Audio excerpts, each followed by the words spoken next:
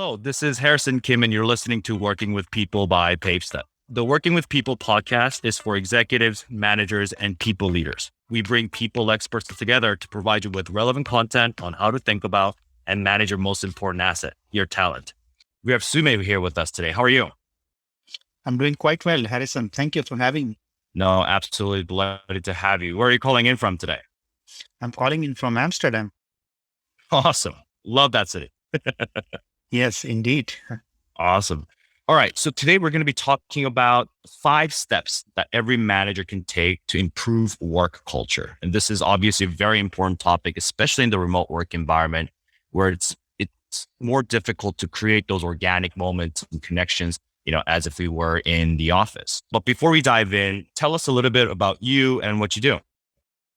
Yes, I am Sumit and I'm a leadership coach currently, but I have a 16-year background in leading technology teams in software companies like Yahoo and Booking.com in India and in Europe. So I'm pivoting from leading people to helping leaders become better at leading people because I feel there is a huge need, there's a huge gap. And there's a lot of friction at the workplace because of just the way people are. And I think there's a huge opportunity, and that work does not have to make people sick. Work can actually be nourishing. Overwhelm and burnout is one end of the spectrum, but the other end of the spectrum, which I think work can allow, is joy and laughter. At the same time, increasing productivity, right? So these two are not mutually exclusive. Yeah, absolutely. In fact, they go together usually. Totally. So let's start with defining what you think about as good work culture. How do you define good work culture? I think if I look at culture, I see there are two things which form the culture in a company. The first one is the processes in the company which govern everything which is done and which is said. And the second one is the conversations people are having or they are not having. So if you were to measure a culture, how would you do that? You would actually you will actually look at the conversations that people are having. Because in an open culture, people would be having very different conversations than in a culture which is not open, not safe.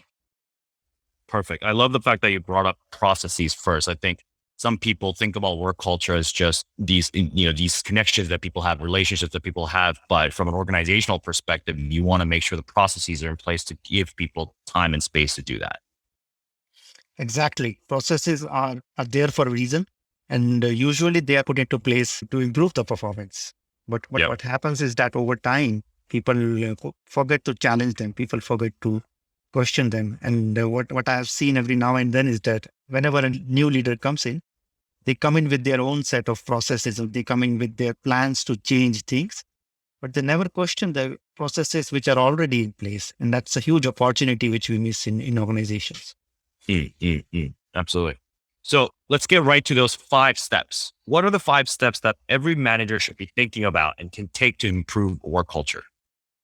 Perfect. So the first step, according to me, is to make human health up. And what I mean by that is to take care of people, and not just in terms of not just how you think what is best for them.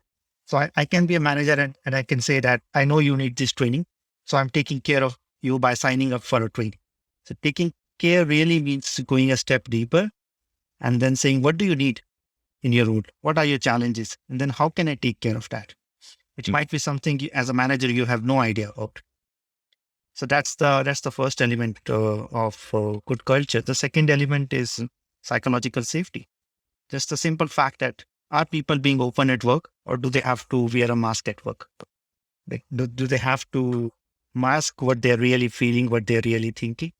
And can they be open and share what they're thinking without having to withhold or withdraw? The third one is cool, especially from a management point of view. Coaching is such a powerful leadership skill, especially in the remote work culture, in the hybrid culture we live in, and with most of the people working in the knowledge work. We are not working in factories anymore, but we are still using the processes. We are still using the leadership style which worked for managing machines, managing systems from a operational point of view, but does not work so well to manage people. And the last two are job autonomy.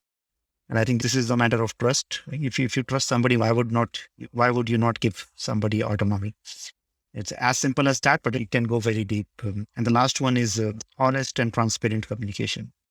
Mm, treating people like adults and being open to them rather than trying to withhold information or to use complicated corporate language like jargon. We all can speak clearly, and I think leadership does not mean that you start using like jargon which people get alienated by. That's helpful. I love the fact that you brought up the psychological safety in your work and in your experience. What have you seen that enables managers to create that psychological safety? I feel like that's really critical. It's really difficult. What kind of processes or things have you seen that have worked really well?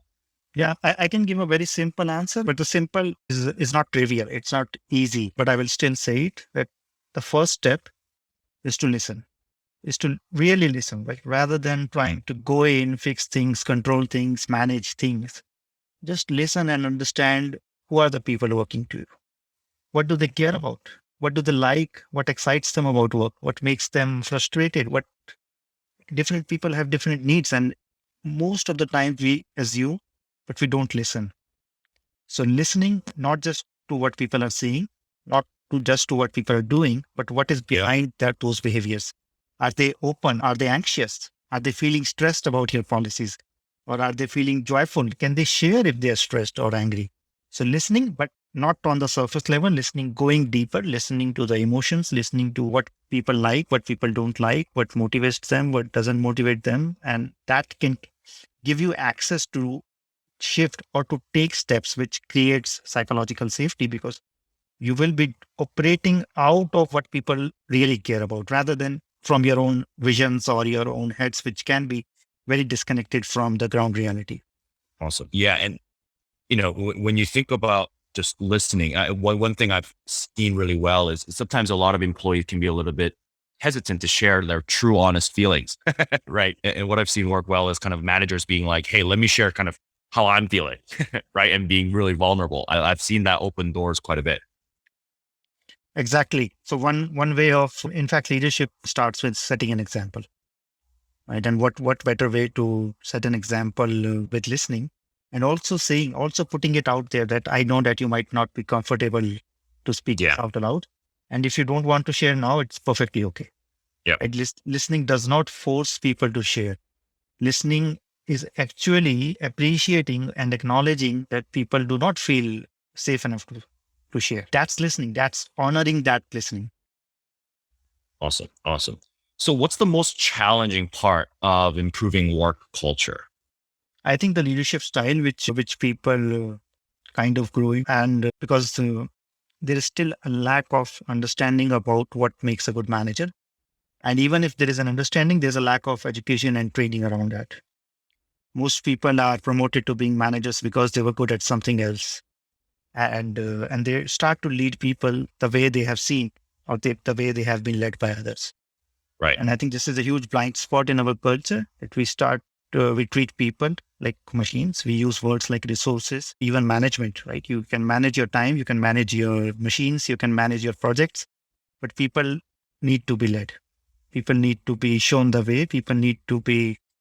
You have to build trust. You cannot manage people like you cannot manage.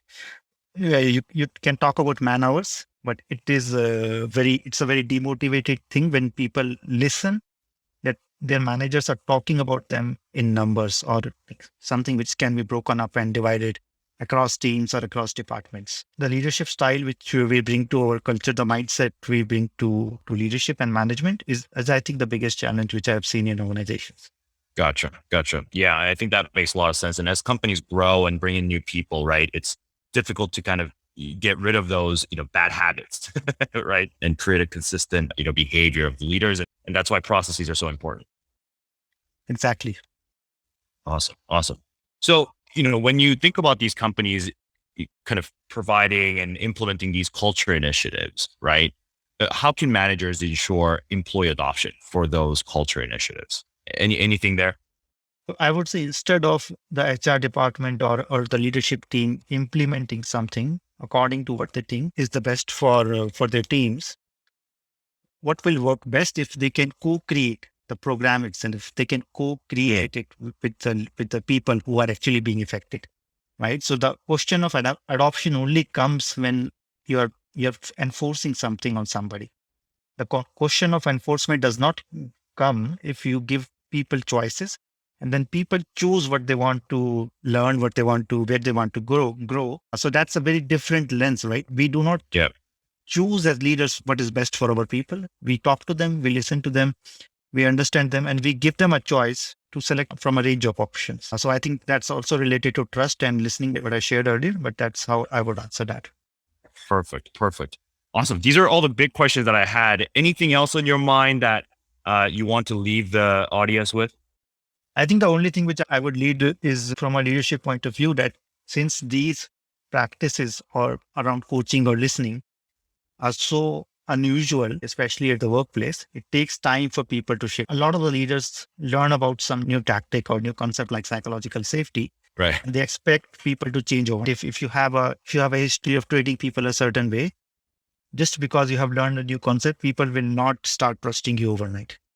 You have to give them a space so that they can get comfortable with you, with whatever new you are bringing it. They can try out, they can take some baby steps and they can learn, they can fail, and then basically allow them the time. And there's no recipe for like that people should start trusting me more in 1 week or 1 month. Everybody takes their own time and then give like any kind of growth and leadership and learning is a long-term process. It's not a short-term process. And I think we can get short-sighted by thinking about the success of programs on a quarterly or even on a weekly basis. While this is a discussion which we should be having over years, if not more. Gotcha. Yeah, no, absolutely makes sense. And obviously, you want to provide the resources and provide the time and space to make sure that these initiatives are going well. But that absolutely makes sense. You got to start now, right? You can't just do it reactively when you think this is an issue and you need it fixed today. You've got to proactively do these initiatives. Exactly. Yeah. And it's the same with my coaching clients. One thing which I say to them is that if we work for 1 year, then you will see magical results will start to happen after 6 months, because that is where everything falls into place. Like you start connecting the dots of what we have been talking about. You start practicing and you start getting comfortable with the new things, right? Because once the first time you start anything new, you will be uncomfortable and that will limit the potential or that will limit the output which you can generate out of it. But once you practice that for a 6 months and in the 6 to 12 months period is where the real magic of coaching happens, while coaching itself is happening all the way. And I think that's true for every learning. And I think one metaphor which I found very useful is the metaphor of planting a tree. So if I plant a seed, I water it and then expect it to flower tomorrow, I have nobody to blame than myself, right? So changing people, growing people takes time. And just understanding that can allow you to be patient. Right? Why would you not be patient if you think of people like trees, if you think of people like plants? Yeah. Yeah. Awesome. Awesome. Well, this has been extremely helpful. Thank you so much for your time here. Where can the audience find you and your thought leadership?